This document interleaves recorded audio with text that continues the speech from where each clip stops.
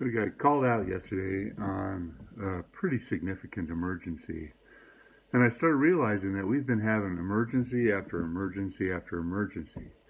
Trees are splitting branches and failing all over Silicon Valley. It got me to thinking, the development of this valley, back in the 40s, it was almost entirely orchards. And slowly it turned into residential areas.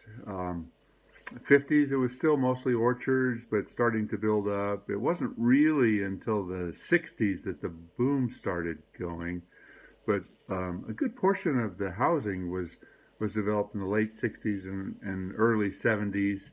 So a lot of the trees that were planted back then have reached maximum size. They're overly mature.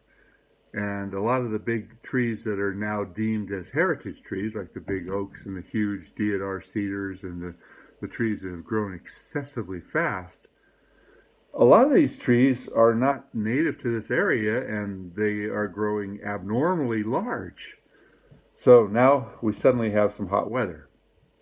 And a lot of you people recognize that there's a phenomenon that's known as sudden limb drop that happens when the weather heats up. And you've got to look at everything that's been going on. We had a really wet winter, lots of water. All of a sudden it dries out and it gets hot again. So a lot of these trees still have all that heavy weight from all the water. You put two and two together, and then the third slam dunk is the age of our big trees around here. And so I've been having so many problems. So I'm going to show you one right now. It's a Deodar cedar. And it was kind of like a game of pickup sticks. If you take off the wrong piece, the whole thing falls down on top of you. It was a real nightmare job. I've got another one that's going on today. It's a big oak tree. I'll show that in another video. But it's been day after day after day of big failures. Come check it out.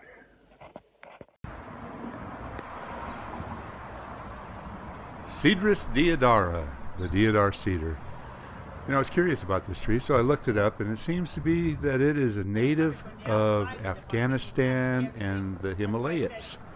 So it doesn't really belong in here. It's a high elevation tree that likes really cold weather. So we bring it into the lowlands where we get plenty of irrigation, plenty of water, and they grow too big, too fast. And a lot of times they fail. So we get a lot of calls from the deodar cedars that break branches. This particular tree broke a big limb up on the top, which hit another limb and another limb and another. There were 5 broken limbs, and it was like a domino effect. And the first thing we had to do was get up there and tie all the butts up so that we could work around it without the branches coming down and taking out the wires. Because it was sitting right on top of the house drops and the telephone lines and the cable TV lines, not to mention the house and everything that's under there. Fortunately, thank goodness, we were able to get the bucket truck in there and work it one little piece at a time from the top down. What? But you can see that's a pretty significant limb up there. That's about 10 or 12 inches. And the tree is just loaded with really heavy cones. And I'm showing this not so much for this particular failure, but because we're having failure after failure after failure. I've got another one I've got to look at today, another big deodar cedar that broke 3 limbs. And I'm prioritizing. I'm taking the worst of the failures right now and handling those first. So I've got another big one at a church. It's a big oak tree that failed. So I got to deal with that one first. Hanging pole pruner. Thanks, Jorge. One more time. I've got to figure a better way to keep those pole pruners up in the trees. Anyway, long story short, we got this tree done fine. It was okay, but it was a real hustle to get in there and get out of there fast. Of course, it happens at the end of the day. For some reason, we're getting a lot of failures at the very end of the day after we're tired. We got to drop everything and run out there and do something else, which is kind of what I've got going on today too. Anyway, hope you enjoyed this. I don't know if you have deodar cedars in your part of the world or the country, wherever you live, but they're a very popular tree in our area, and we are seeing so many failures with this one particular species.